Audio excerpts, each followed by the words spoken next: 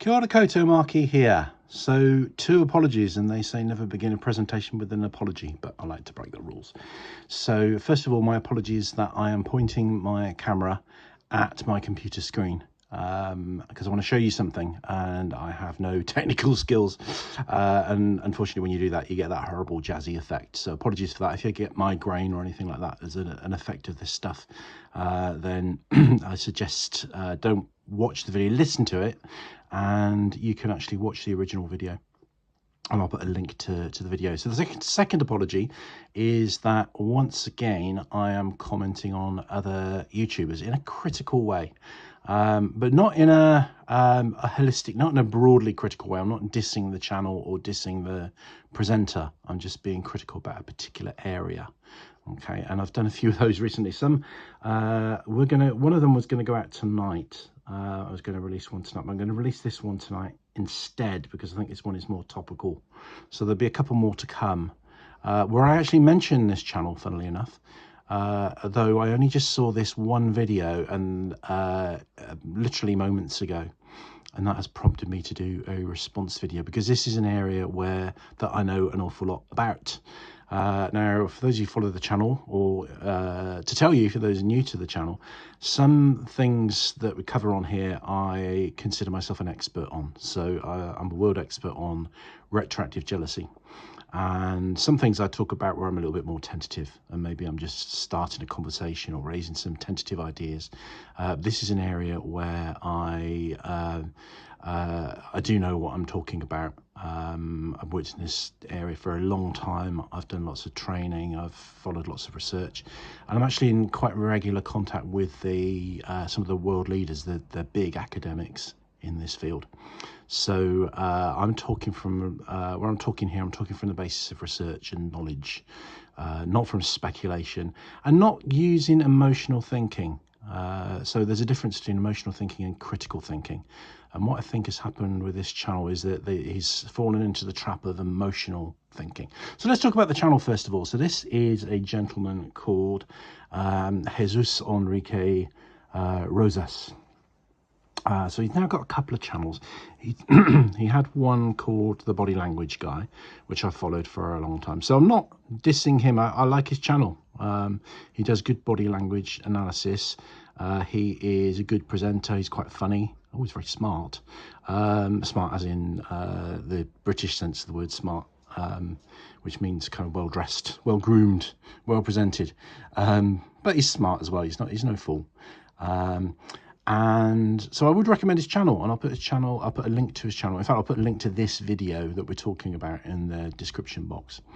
And you can watch this video, and you can also watch some of the other stuff on his channel. He's done another video recently, he's started another channel recently called about, oh, whoops, sorry, pressed something and made a thing pop up. He produced another channel which is about, I can't remember what the title was. It was about kind of royal watching. So I was a bit critical about him in the other video that I made, funnily enough, though I haven't really done videos on here where I'm, dissing channels and dissing presenters, but just areas where I disagree with somebody, and usually they're channels that I enjoy. So I'll put this out and put it into, I've got several series of videos because I do videos on different themes, and this one I will add to my YouTube channels that I enjoy list, even though I'm being a bit critical. So just have that perspective, please. And what I don't want anyone to do is to give this guy a hard time. I think it'd be fine to share opinions with him in a polite way. I think opinions should always be shared in a polite way. So show his channel some love if you visit, but you can also be politely and appropriately critical. That's fine. There's too many people on the internet that can't disagree politely. So I've been watching this guy for a long time. I think he's from Brazil, and I like him. Okay, so he's good. But I was a little bit critical of him before I saw this video because he has gone down the path of woke bashing. That's a phrase that I've coined. I don't know if I'm the first one to have used that phrase, woke bashing. And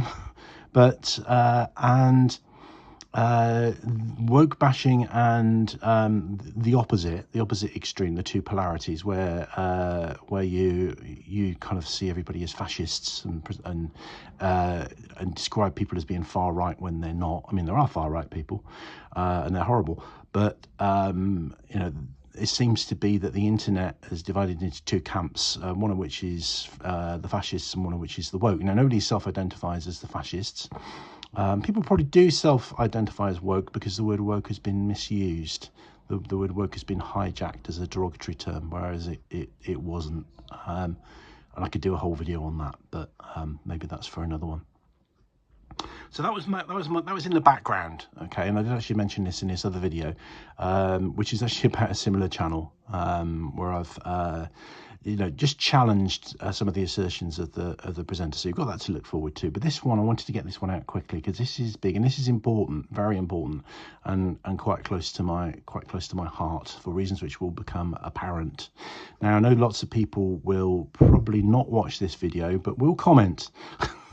And we'll make assumptions and we'll approach this from an like I say, emotional thinking, and I can understand that because this is a very delicate subject, and a lot of people have been sexually abused as children and left them with deep wounds and deep trauma. But know that I've spent, you know, probably the one of the biggest proportion of my career and my work in helping people who have been sexually abused, either as children or as adults, or both. Often it goes together. So I am fully on board with abusing children is never okay. Or when I say abusing children, any kind of sexual activity with children is not okay, not acceptable, and needs to be punished by law, okay. But I think there are some other ways that we can tackle this issue, and there are some nuances and some really important pieces of information that people need to know, okay. So I'm going to play the video, and again, there's this playing through the sound of my PC, which isn't great because it's only a short video, so I can play it and comment as we go along. So I hope he won't mind. I hope Jesus won't send the copyright police after me, because although I'm being critical and challenging of his view, I'm coming from a place of respect for him as well. So let's roll. But apologies in advance because the sound won't be good.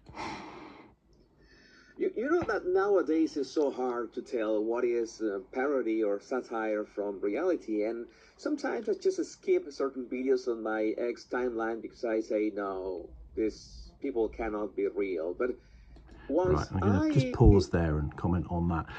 I think, oops, well, I've gone back to his homepage, haven't I? Not his video page. There's a different picture of him there. So that's what his homepage looks like. Okay, so this actually, I haven't seen this channel before, the Jesus Enrique Rosas show. I've watched his other channels, so this is actually new. I'm not sure. Oh, I'm subscribed to it. I probably did that today. Now, how do I get back to this video? Oh, that's annoying. Let's just press back and see if it takes us back. So bear with me, I have no technical ability whatsoever, so if you're looking for a slick presentation, this is the wrong channel for you. And I'm supposed to have paused him, but he's still talking. Just we can't hear him, so don't know what's going on there. Muted him. I think the reason, what he's talking about there, that's a little pop-up, is... say no, this quietly, Jesus. You wait your turn. You get to speak again in a minute. This is my channel now. So I think the reason that we're seeing things that look like parodies, and we're not sure whether they are or not, is people are distorting information. Okay, I'm talking about online people, because extremes get clicks.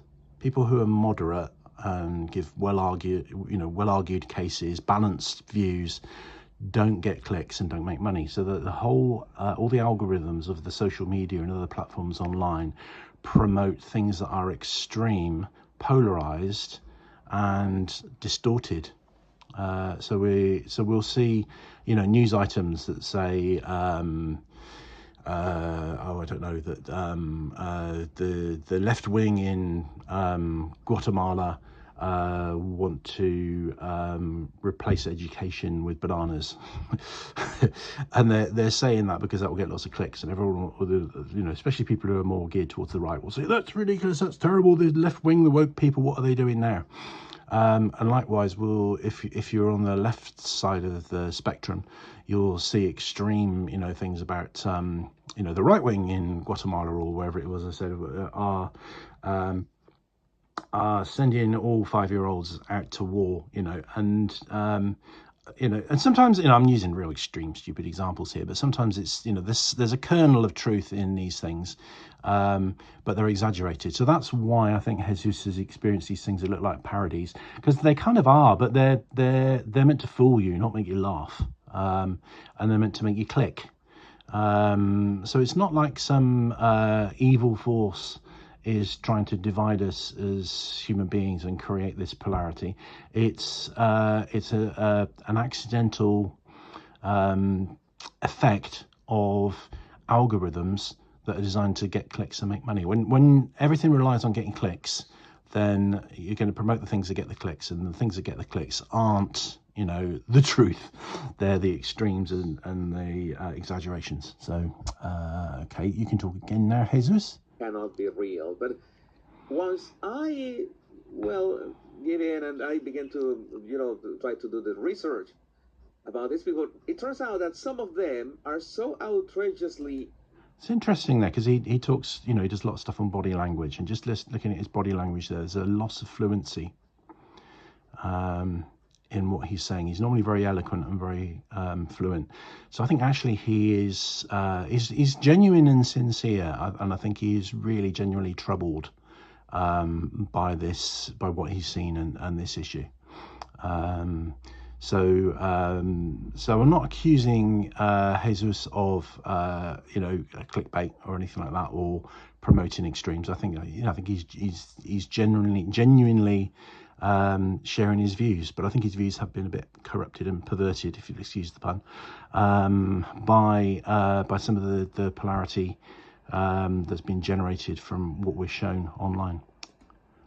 Out of touch with reality and borderline dangerous like this.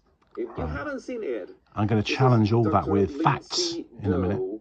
Followed by over 1 million people who argues that PDF file stuff is a sexual orientation and wants you to have sympathy for PDF files.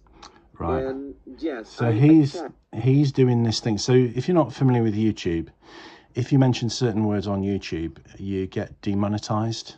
No, I'm not monetized, so it doesn't make too much difference. And I tend to resist this. I tend to rebel against this thing that, you know, if you talk about, so he's talking about paedophiles, which is how we say it in, I'm British. So if you're American, you say pedophile. If you say things like that on your channel, particularly if you've got a big channel, you will get penalised for that. So that's why it's quite clever, PDF. I quite like that. Yeah, which is crazy. So this is a tangent, really. I'm going off a side point here, but the algorithm punishes words like suicide as well and things like that, which is crazy. I mean, I'm a psychotherapist, and I put out lots of videos. I put out videos on a wide range of things, but I put out a lot of videos on, you know, things like social issues, mental health problems, stuff like that. So if I'm putting out a video on suicide, I'm talking about supporting people who are suicidal, how we can prevent suicide, all those kind of things. And most people are. You know, I've not come across videos on YouTube say suicide is great. You know, this is you know, we're going to encourage that, and this is how you do it. So it's a very short-sighted an overly simplistic algorithm that punishes some of these words. So if I'm talking about paedophiles, I'm not saying, hey, you know, here's some paedophile material and support sex with children. That's not what most people do. You know, they need a better way of policing. You know, they do need to police the system so people aren't, you know, putting antisocial things like, you know, here's how to make bombs and stuff like that on the platform, but they do it in such a crude way. So there we go. That's another little tangent, really, having a pop at YouTube. So let's go back to Jesus. She is a real person. She is a sexologist, and she actually says this. Well, Let's watch the video so you can see it for yourself. .org. It's short for Virtuous Pedophiles. Not now, virtuous, I know this as in organisation, they're better than everyone because they're attracted to children. And they are good. They're a good organisation. There's another organisation that's similar called Before You Act, which is the letter B, number 4, letter U, ACT. So a sexologist is a therapist. It's like a sex therapist or a sex expert. That's what a sexologist is. You probably knew that, didn't you? Let's go back. Yeah, that is in itself, it's creepy as F. Virtuous, like having moral standards and a sexual orientation that they have no control over. Okay, why is that creepy? People who have a sexual orientation, and this is what everybody's coming around to the idea of, that paedophilia or pedophilia is a sexual orientation, something that people are born with in the same way as being gay or bisexual. But being a paedophile, having that sexual orientation, doesn't mean that you have to act upon it. Okay. And virtual paedophiles and some of the other organisations are run on the basis of, hey, you know, I appear to have this attraction, and you know, I can't get rid of it, and the last thing I want to do is act on that in a way that would involve sex with a child, which is always harmful, and always bad and always wrong and should be punished. We'll get onto that later. These are people saying, I don't want to act on it and I want some help with that, because it's a difficult thing to deal with on your own. Think about the isolation, you know, and the stigmatization that, you know, you could, and this is a bit like what it used to be like for people that were gay before that was acceptable. You know, people couldn't talk about it. They were very much undercover. They had to hide it, and it's very isolating. It's very lonely. It's very hard, and living in that kind of fear that if anyone found out, how would that, you know, would you lose all your friends? Would people attack you? All that kind of thing. But these people are saying, you know, I have this attraction, but I have absolutely no intention of acting upon it, and I actually I want to get help. Not only am I just going to manage that myself through willpower, I actually want to get help. I want to talk to other people. I want to get therapy. I want to actively and positively and proactively make sure that I don't act on that and harm a child. And then virtuous paedophiles, they recognise, and Before You Act, they recognise that sexual activity or even sexual communication with children is never okay. You know, that's their starting point. So how is that creepy? People that have so would you rather, Jesus, that these people who have this this orientation or this attraction, would you rather that they struggled on their own, and by very virtue of the fact that they're struggling on their own, are more likely to fail? Because it's always helpful to get support from other people. We all need support from other people. So would you rather that they kept it to themselves and lived lives of isolation and temptation? Or would you rather that they formed a group where there's mutual support, where there's access to therapists? I'm a therapist that works in this area. And one of the main reasons I do it is because for years I worked purely with victims.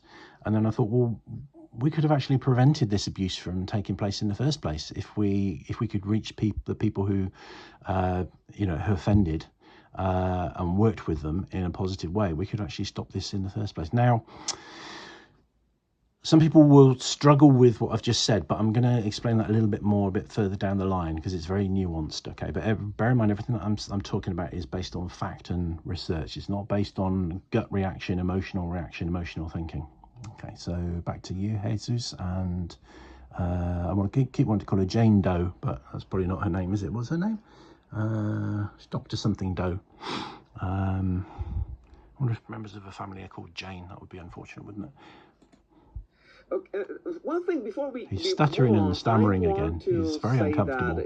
She's got the crazy eyes. I think that she does that on purpose. In fact, I'm going to just mention that this is a picture that a photo that she shared to her ex account herself. Like, I'm not making fun of her. This is a photo that she shared to her ex account herself. Just let that sink in. So he's going off on a bit of a tangent here, which is crazy eyes stuff sells. Something you could never accuse me of. Well, yes, it kind of is, because she's got a YouTube channel talking about sexology, and she talks about things that are, I'm presuming, I don't know this individual, this channel, that she's talking about things that are potentially kind of quite eye-opening, if you'll excuse the pun, and quite shocking for people. And you know, so she's like, so there's a bit of an ooh, you know, we're going to talk about what's it called, female ejaculation, or butt plugs, or you know, whatever it might be. And there's this thing that, oh, it's a bit naughty, you know. So when we have YouTube channels, we all have to perform a little bit, you know. We can just present in a very dry way, but nobody's going to watch. You know, it's far better if you can present, if you're presenting information, present it in a way that's also entertaining. So I think that's quite a good look for a sexology channel. You know, it's like, ooh, today we're talking about you know, something you've never even thought of, you perhaps didn't even know was a thing, but it's to do with sex, and I'm an expert in sex, and that's what I'm going to share with you. So I think that's a good look. I don't really know why he's getting hung up on that. Maybe it's selling, I don't want to buy it. But then just wanted to mention that the physiognomy and the body language will absolutely 100% match the subject in this case. That they have no control over, like the rest of us. Before you get all worked up, I'm talking about pedophilia, not child molestation or rape. Okay. This is like, you know, these people want to make the distinction of being attracted to minors and effectively following up on that. Yeah, that absolutely. Is technically true, but yes. Don't you tell me that the way that these people frame this is to say, oh, if you are attracted to, let's say, younger people, then there's no big deal about that. Well, no, they're not saying it's no big deal, because if it was no big deal, why would it be even talked about? Why would people form groups? If it is no big deal, like having blue eyes, you know, you don't get support groups for people with blue eyes, do you? Because it's not a problem, it's not an issue, it's not a big deal, as you say. So they're saying it is a big deal because it makes life very hard for people, if nothing else. And people want to prevent offending. Or certainly these people. Now, I'm not saying everybody does. You know, there are other groups, not these two groups I've mentioned, but there are other groups of people that believe that because all the evidence is starting to point towards paedophilia being a sexual orientation, that it's natural, that it's okay, that it's acceptable, that it doesn't harm children. Okay, that's a different, you know, that's a different lobby, that's a different group of people saying something very different, and I'd be opposed to every part of that. Okay, sex with children, or any sexual activity, or even sexual conversation or communication of any kind with children. You know, so for example, you know, exposing a child to pornography, there's no contact involved there, but that's still sexually harming a child. So I'd be opposed. I am opposed to all those things. Okay, but we're not talking Jane Doe, as I like to call her now. She's not saying that. She's talking about something different. So don't straw man this woman. She's not making that point. Okay, she's talking about a different group of people. Okay, back to you. These experts are trying to make it seem like, oh no, these people are virtuous. They haven't done anything wrong. Well, no, virtual paedophiles is a group of people who are, they're not experts. They are people who are affected by this issue. It's not like an academic group or a group of therapists or psychologists or psychiatrists. It's not a group of professionals. They're not saying they're experts. They're people who have that experience. It is morally wrong in itself to be, how do they call that, a minor attracted person? Is it, Jesus? It's morally wrong to be born with that orientation, which you have no choice over, you didn't ask for, you didn't encourage in any way. It's just there. So You know, if you'd have been around, sorry, I'm being a bit harsh with you now, but if you'd have been around, you know, 30 years ago, would you be one of the people that are saying that about gay people? You know, maybe, I don't know. It's impossible to say, but why is it morally wrong? So, so in that case, do you believe there's such a thing as a thought crime? You know, if there is such a thing as a thought crime, we'll all go to jail because we've all had thoughts. You can't be judged on your thoughts, or your fantasies. Okay. So how is it morally wrong to have an orientation? You're born, you know, this is something that you know, appears to be something that's hardwired into people and born into people. We'll go into that a bit more later, because it's very nuanced, this whole topic. So it's a bit like having cancer, or it's a bit like having brown eyes. That's a better example, probably brown eyes, you know. But cancer probably maybe is an analogy. Cancer is a problem, isn't it? You know, you don't want to have cancer, but you're not to blame for having cancer. It's not morally wrong to have cancer. Anyway, let's go back to you. Map. Now I cannot see, look at a map without thinking of these people who are trying to normalize what you know that they are trying to normalize, which is a dangerous thing. And that's why that is the main topic of human trafficking nowadays. Do you think that they are trafficking Rosario to be your maid, cleaning your house? No, they're not talking about Rosario. They're talking about trafficking children. So hang on, whoa, hold your horses. That's a big leap now between people who self-identify as minor attracted and state very clearly that they don't want to act on it, to people who are trafficking children. So the people who are trafficking children, you know, they're not the people that are joining groups like Virtuous Paedophiles and Before You Act. It's a different group of people with a very different psychology. He's really uncomfortable with this topic. Look at that face. You don't need to be a body language expert to analyze that face. So let's go on a little bit more. And when you begin to connect the dots and you begin to realize how some monsters not only want to act upon this, but normalize this stuff, then you begin to understand. Well, I think we need to normalize the fact that some people are born with this orientation, and make it safe for them to get help. If we don't normalize it, you drive them into isolation and into the underground, where they're more likely to offend. And you know, the evidence will suggest that is more likely. People are more likely to offend if they are beleaguered, if they are oppressed, if they are isolated, than if they're engaged in society and have good friendships, good relationships, and you know, they're able to work and enjoy leisure pursuits and lead a balanced life. People are less likely to offend. That's all in the evidence. So you're talking about monsters now. Yes, I mean people that abuse children, and there's a whole range of ways in which children are abused. You're kind of talking about things like trafficking, which is a very systematized, very deliberate, very organized way of abusing children, and it is, you know, it's absolutely horrific. And people engaged in that are monsters, but the people that are doing that are not the virtuous paedophiles, and they're not, you know, people that belong to the other group that I talked about. It's a very different, you know, demographic and group of people. But let's let you continue.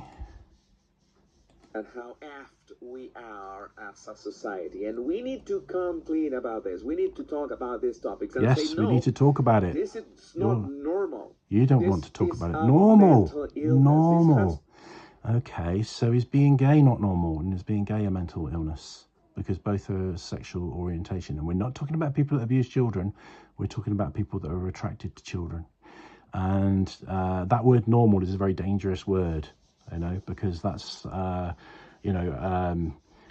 that's kind of where you start to bully anyone that's got any slight difference because they're not normal. What is normal anyway? I would say the only normal is setting on a washing machine. To be treated in some way, I don't know, maybe electric shock. I am not an expert in that.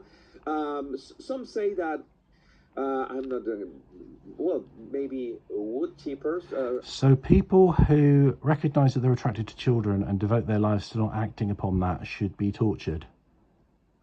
great. Okay. So don't you think that's kind of punishing the wrong people? You know, maybe your child traffickers, maybe, you know, maybe the wood chipper for them, but you're talking about the wood chipper for people who devote their lives to not offending against children. After the fact, after they, I'm not gonna elaborate on it. Let's skip listening to Dr. Doe. Paraphilia is the sexual attraction to children. It's a paraphilia. There's a link to more. Right, I disagree with Jane Doe here. She's saying it's a paraphilia. Paraphilia is a fetish. And in generally it is, you know, at the moment, in terms of the manuals and the orthodoxy of diagnosis in psychiatry, that's how it's looked at. But actually, more and more academics, more and more people that work in this field are coming to the conclusion that it's not a paraphilia, it's a sexual orientation. So a paraphilia is like where where you're hot for leather, or you like rubber, or you like shoes, and there's millions of paraphilias. It can be to almost anything. And the sexual orientation is more like whether you're straight or you're gay. So we're thinking is moving, although the orthodoxy does say that it's a paraphilia. The thinking, the academic thinking in this field is that no, it's probably not a paraphilia. It's looking more like a sexual orientation. I mean, nobody knows. It's very hard. You know, psychology can never be a kind of a pure science. It's not like physics where you can measure things and do experiments that prove things. But the likelihood is it fits more as a sexual orientation than as a fetish. So I don't think it is a paraphilia, but we'll let her continue. More information about it in the description. I will not look for that rest. Right, okay, so Jesus, come on. You're uncomfortable with this subject, which I totally get. I mean, maybe you're a survivor from childhood sexual abuse, or you've known survivors of childhood sexual abuse. I think it's totally normal and appropriate that you've got a horror of anything that kind of has connotations of sex with children, and that's great. You know, that's a good response to have.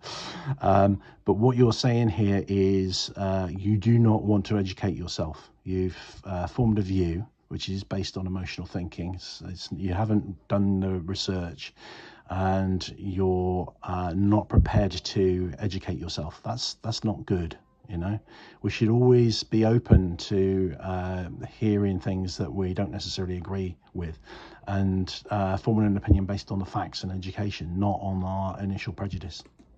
Assure that I want. Videos I've made in the past explaining the kind of human diversity and development. Molestation and rape are different.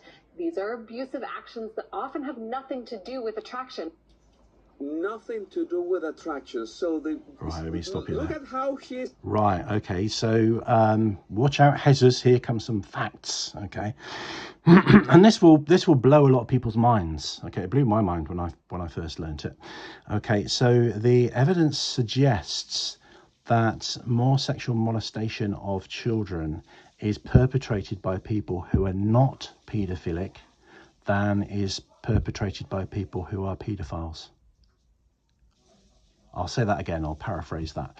More people who aren't paedophiles sexually abuse children than paedophiles abuse children. Pause there to let that sink in. Okay. Now I don't expect, not many people know that.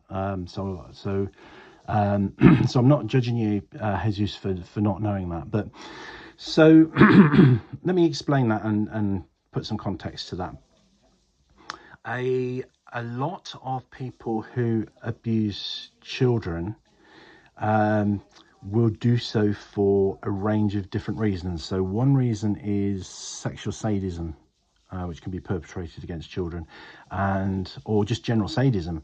And sexual humiliation is a profound way to debase somebody and exert power over them, which is what these people know. If you want to talk about monsters, sexual sadists and general sadists. So a lot of sexual abuse is perpetrated by sadists. Okay, and a lot of sexual abuse is is perpetrated by people who just aren't that fussy really about who they have sex with, and if somebody is readily available, they will, as particularly people who are kind of narcissistic, psychopathic, and there's a lot more narcissistic and psychopathic people around. They will take advantage of people sexually, and they will take advantage of children just as they would adults. So Jimmy Savile, everyone talks about Jimmy Savile as being a excuse me, a paedophile. I don't think he was a paedophile. I think he was a raging narcissist who liked to exert sexual control over people, and he would do that with children as well as adults. Okay, people who are paedophilic have a different profile.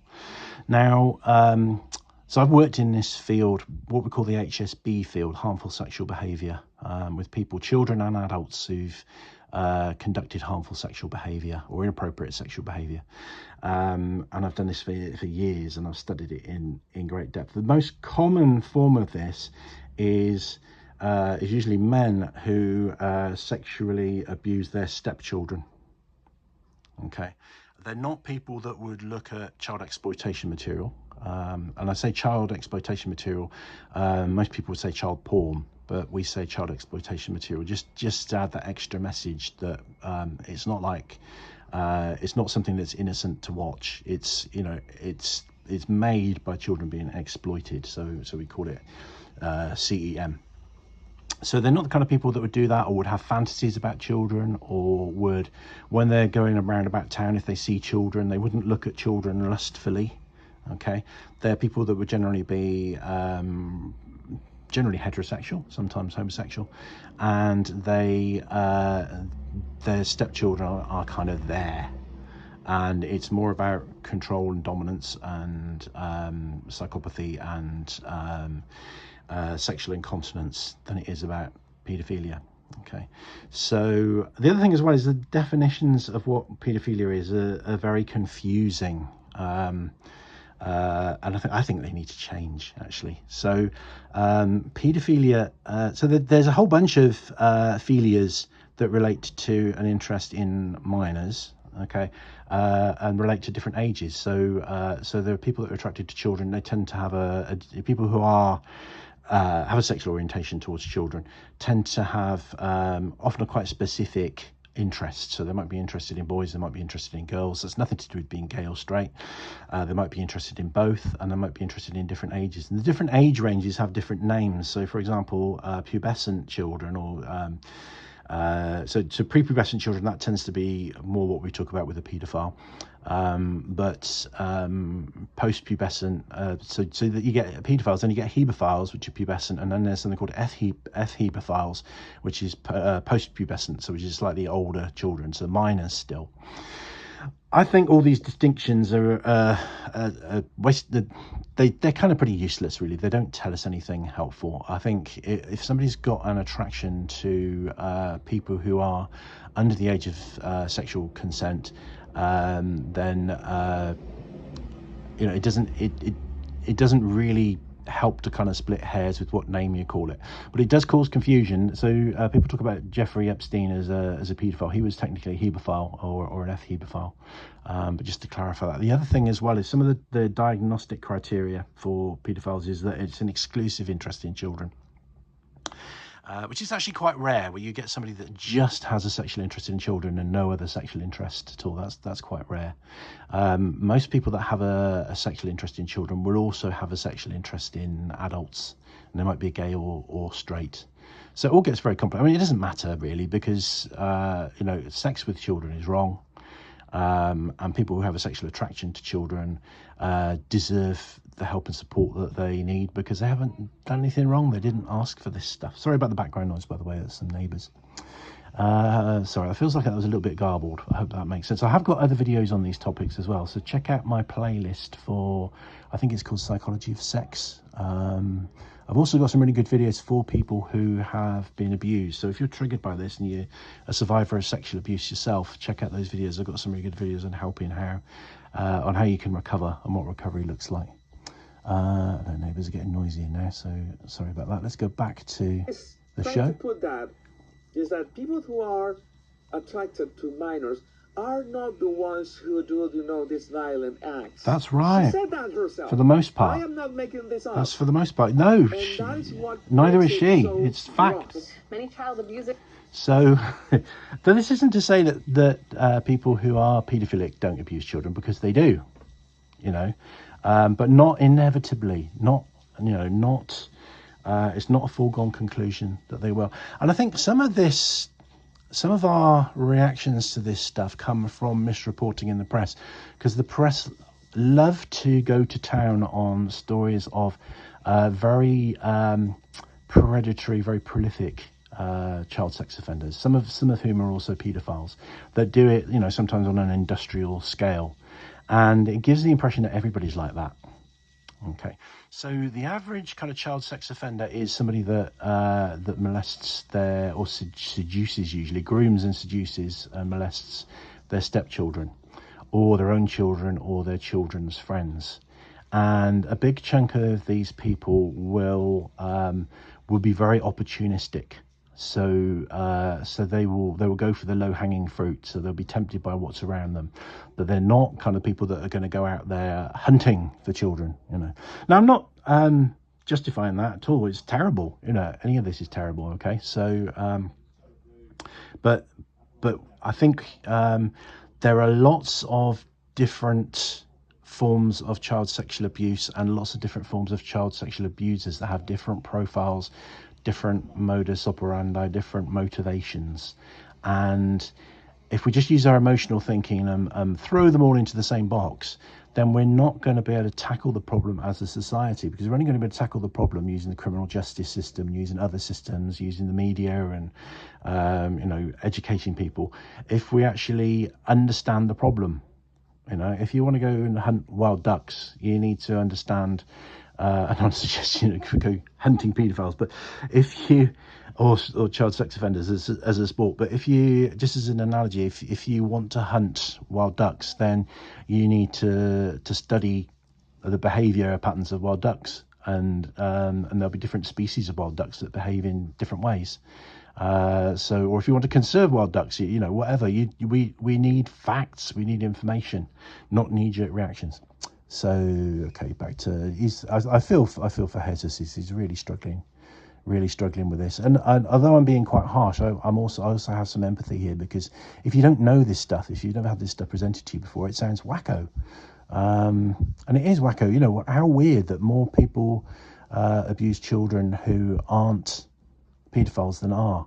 Who would have thought that? But that is the truth. Okay, and paedophilia is not what people think it is.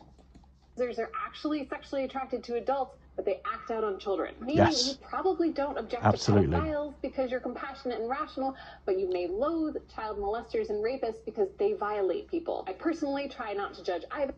Right. Okay. So his face there. He's like, what? And I'm with you there, Jesus. This is where I agree. I don't think. I don't know if she meant to say that. Don't judge either. Okay, so this is an interesting one. So I work with people who have done stuff, who have offended, but who bitterly regret it and are working very hard to prevent it from happening again. And I've got all the time in the world for that, because ultimately they're trying to do the right thing. And if I help them, it will stop children being molested. And to me, that's got to be the most important thing. But actually, and when I'm in the therapy room, I don't judge people. Okay, I leave the judgment outside the room. Sometimes that's a bigger effort than in other cases. But if somebody's in front of me in the room and they've committed an offence, but they've gone through the criminal justice system, they realise they feel horribly shameful about what they did, and they're desperate to do whatever is necessary not to do it again. So generally speaking, I don't judge them, but not in the therapy room. But people who abuse, I've got planes going over now, it's all happening. So people that sexually abuse children, broadly speaking, yes, I do judge them, and I think society should judge them, and I think they should go to jail. But that doesn't mean that once they've gone to jail, and if they're genuine in their desire not to reoffend, that they shouldn't get help. And I'm very happy and actually feel quite privileged to be in a position to be able to do that. Now, sometimes people say, oh, they shouldn't get therapy, they should be shot, or they should go to jail forever. Well, okay, you say that, but that doesn't happen, does it? It might happen in some countries. It doesn't happen in the Western world. I mean, America puts people in jail for a long time, but not usually forever. So maybe if they did that, yes, that would remove the risk, wouldn't it? That would remove the risk of reoffending if people are executed or imprisoned for life. But generally speaking, they aren't. So it's not an argument to say that there shouldn't be therapy, is it? So if somebody's less likely to offend when they have therapy, and the evidence proves that that's the case, why wouldn't you agree with therapy? It's a no-brainer, really. Well, not if you're using your critical thinking, a critical part of your brain. If you're using the emotional part of the brain, then you're not going to be logical, and you're just going to be in that hang 'em and shoot 'em school of thought. Okay, so I personally try not to judge either. Yeah. You see the kind of vocabulary she is using.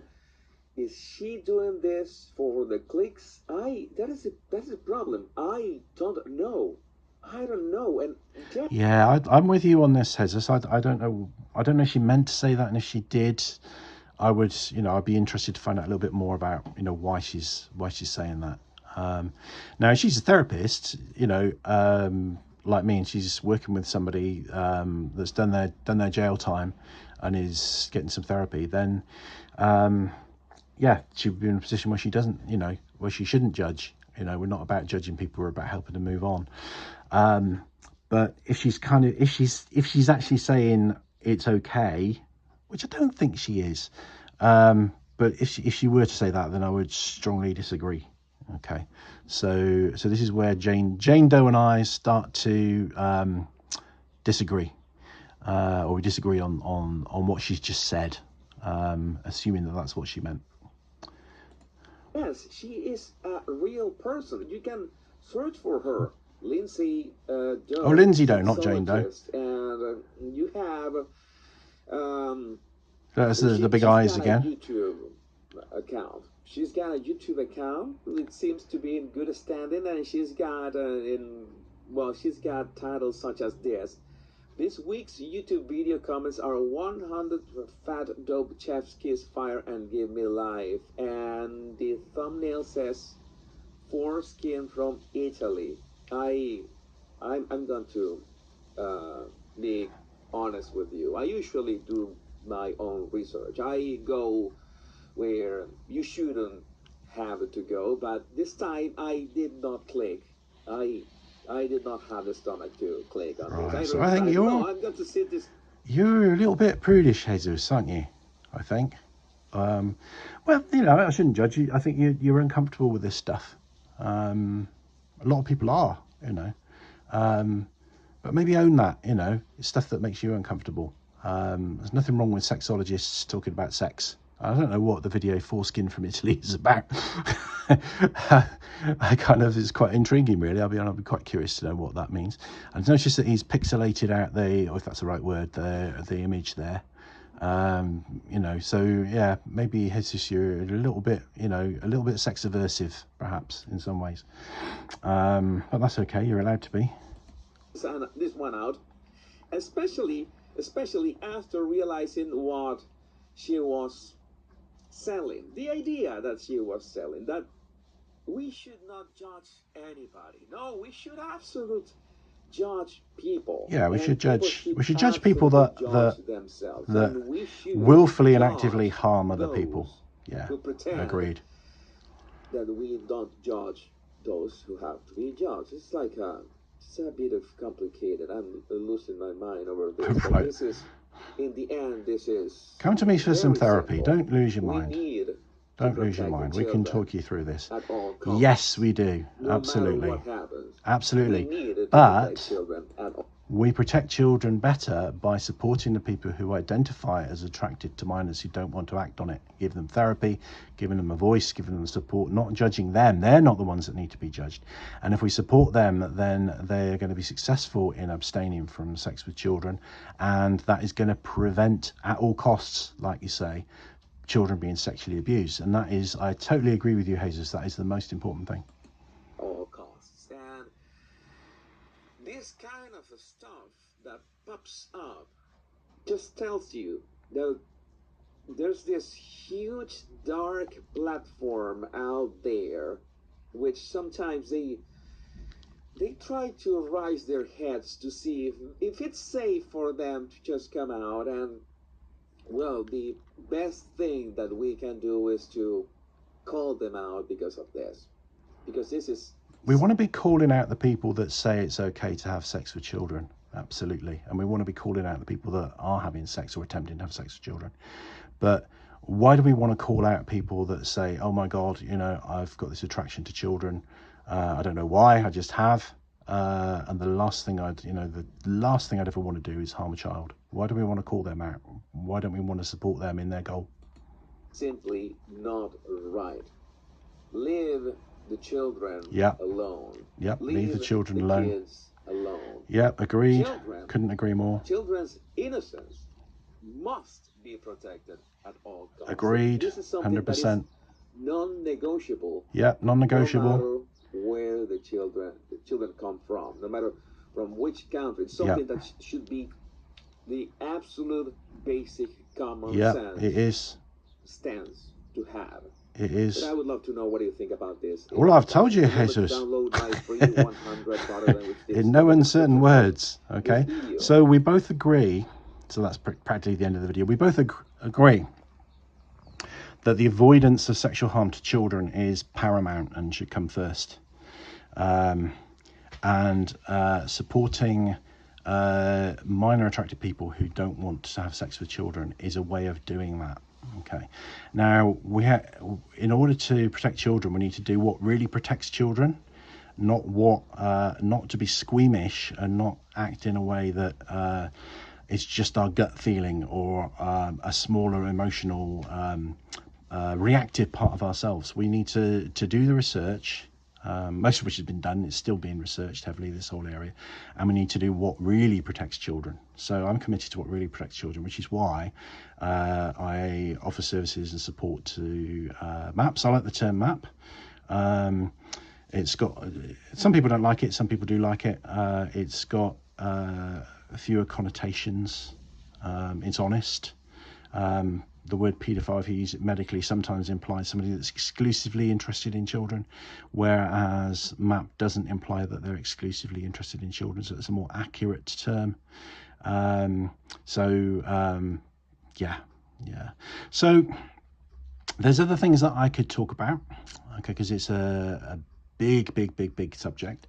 I'm committed to protecting children, and I'm also committed to helping people who have been sexually abused. And also some people, of course, are both as well. So some people that abuse children have been abused themselves. Although the majority of people that have been sexually abused do not go on to sexually abuse other children. That's an important fact. So we need to clear away our prejudices and look at the facts. If we look at the facts, then we can actually develop policies and attitudes that actually help and make children safer. So we're agreed on that, I think, Jesus.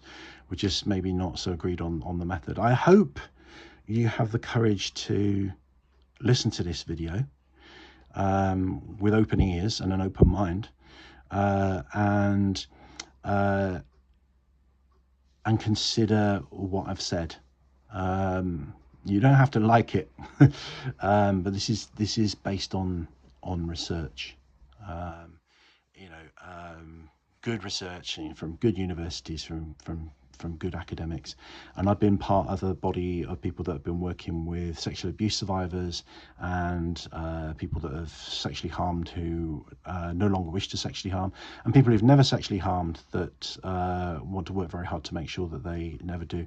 And also the other thing is there are people who are minor attracted, and this is a very important issue. People who are minor attracted who never who actually are confident and comfortable that, you know, they're not a risk, you know, then they're never going to harm children, but they need support and help through people that understand that. So they need to see a counsellor or a therapist that isn't going to report them to the authorities when they share about their orientation, and somebody that identifies with their sense of maybe isolation and discrimination and that kind of thing.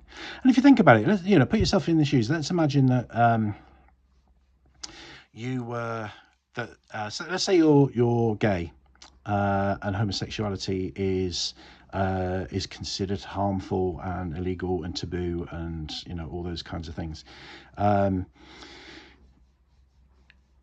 It's very isolating. You're made a pariah. But you could refrain from sex.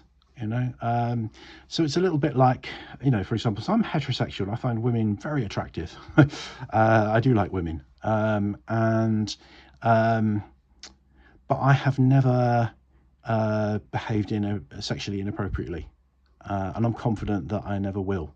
Okay, so although my orientation is towards women, and I could find a woman that's not my wife very attractive, I'm not going to pursue that woman sexually. And in no circumstances would I force sex on anyone or manipulate somebody into sex that they don't want to have. Just because my attraction is to women doesn't mean that I hit on every woman that I see. I don't hit on women. I'm happily married. I've had women hit on me, and I find it quite annoying usually. So, just because you have an orientation or attraction doesn't mean that you're this ticking time bomb of lust. You're like this rampant goat that is going to go out and offend. Now, where people are offenders, there's usually a whole bunch of other factors involved that contribute to why they offend. And we know a lot about that. We've done lots of research around that. There are other factors that contribute to people that offend. So just having a sexual orientation itself doesn't mean that it's going to be almost impossible for you to refrain from sexually acting out with children. Not at all. Okay. So think about that yourself. If you're gay, you hit on every man that you meet. Or if you're female, you hit on every man that you meet, female and straight. You don't, do you? Most of us have a good degree of sexual continence. Sometimes people get tempted, sometimes people stray, sometimes people slip. But for the most part, we generally kind of behave in a way that's appropriate and acceptable to society, regardless of what our interest and our orientation is. Now, some people find it more difficult, and that can be for a whole range of reasons. It could be to do with head injury, substance use complicates these things, and a whole range of psychological and social factors. So somebody that fits an offender profile is likely to tick different boxes than somebody that's just has an attraction. An attraction and offending, one does not necessarily lead to the other. Okay, so I've done other videos on this stuff. I've done a whole video on that shocking news that had Jesus completely gobsmacked, that more people who are not paedophilic abuse children sexually than are paedophilic. I've done a whole video on that, going into that. I've talked about a whole range of stuff, really. So they're all in a playlist, so check them out. Now, no doubt I'm going to get trolled and hated on for all this kind of thing, but I don't know why, because my goal is to prevent abuse to children, and I think nearly all of us are in agreement with that. So on that note, thank you, Jesus, for I didn't agree with what you said, but you've raised the issue, and you've got a big following. So this, opens up the discussion. So this is good. So I hope you have the courage to, continue to be open-minded and to stay with this. And where you don't understand things and you're questioning, be open to, actually seeing the answers, because the answers are there. It's not something we don't know about. We do. There's lots of stuff there's lots of aspects that we don't know about, but there's lots of stuff that we do. We do have facts and information and research and good science in all of this. So, and we can use that to help people. We can use that to protect children. So on that note, thank you for watching. I hope you've been able to watch with an open mind, and I will see you in the next one. Rangimarie.